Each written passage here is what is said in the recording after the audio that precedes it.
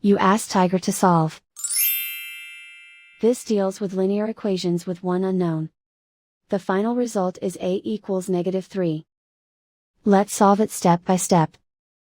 Simplify the expression. Group like terms.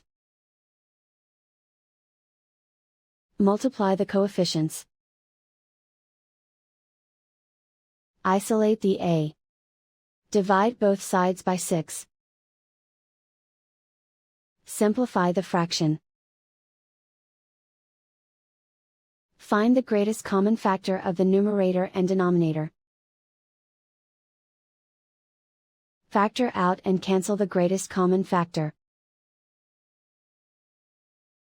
And so the final result is a equals -3.